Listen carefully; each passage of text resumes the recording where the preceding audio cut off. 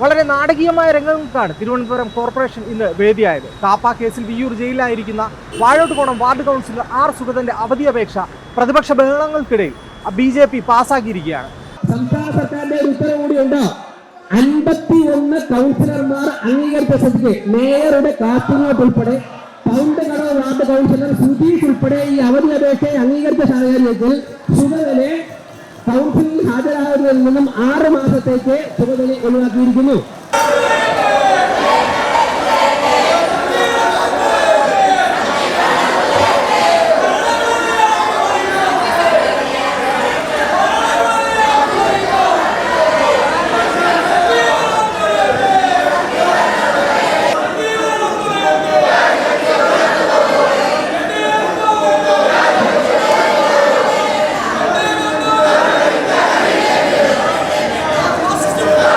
സുഗതന്റെ അവധി അപേക്ഷയെ അനുകൂലിച്ചുകൊണ്ട് 51 അംഗങ്ങൾ കൈ ഉയർത്തിയതിൽ കോൺഗ്രസിനോട് അടുപ്പമുള്ള പൗണ്ട് കടവ് കൗൺസിലറായ സുധീഷ് ഉണ്ടായിരുന്നു എന്നതും ശ്രദ്ധേയമായി.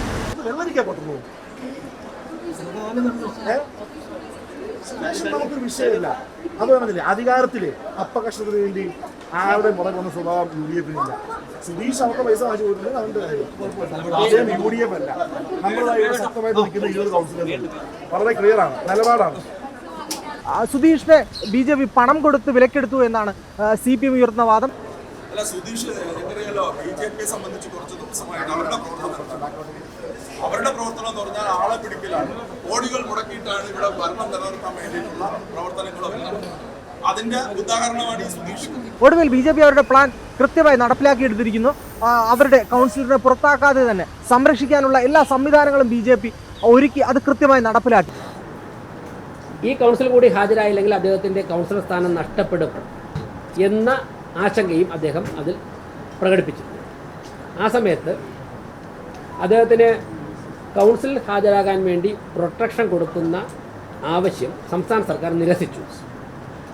അതേ സർക്കുലറിൽ തന്നെ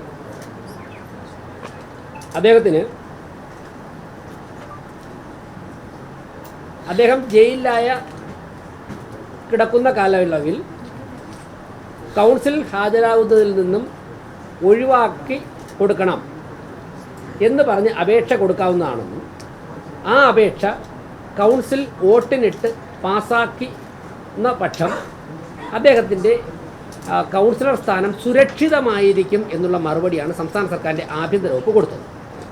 മുനിസിപ്പൽ ആക്ട്, കേരള മുനിസിപ്പാലിറ്റി നിയമവും ചട്ടങ്ങളും അതിൽ 91K സെക്ഷൻ 91K ആ ചട്ടത്തിൻ്റെ പിൻബലത്തിലുമാണ് വാഴോട്ടുകോണം വാർഡ് കൗൺസിലർ സുഗതൻ സമർപ്പിച്ച അദ്ദേഹത്തിൻ്റെ അപേക്ഷ ഇന്നത്തെ കൗൺസിൽ യോഗം പാസ്സാക്കിയത്. നഗരത്തിൽ നടപ്പിലാക്കേണ്ട മഴക്കാലപൂർവ്വ ശുചീകരണം ഉൾപ്പെടെയുള്ള ആരോഗ്യരംഗത്തെ പ്രധാനപ്പെട്ട ആശുപത്രികൾ കേന്ദ്രീകരിച്ചുള്ള പ്രശ്നങ്ങളെല്ലാം ചർച്ചയാവേണ്ട ഒരു സാഹചര്യം. അത്തരം ചർച്ചകൾ ഇതിലേക്ക് വഴിമാറുന്നു എന്നൊരു ആശങ്കയാണ് ജനങ്ങൾ. നഗരസഭയിൽ നടന്നുകൊണ്ടിരിക്കുന്ന ഈ പ്രശ്നങ്ങൾക്കിടയിൽ നഗരത്തിൽ ജനങ്ങളെ ബാധിക്കുന്ന ഇത്തരം നിരവധി പ്രശ്നങ്ങൾ അഡ്രസ്സ് ചെയ്യപ്പെടാതെ പോകുന്നു എന്ന ആശങ്കകളും ജനങ്ങൾക്കിടയിൽ നിലനിൽക്കുന്നുണ്ട്. ക്യാമറാമാൻ അരുണിനൊപ്പം റിപ്പോർട്ടർ മനു കിളിമാനൂർ.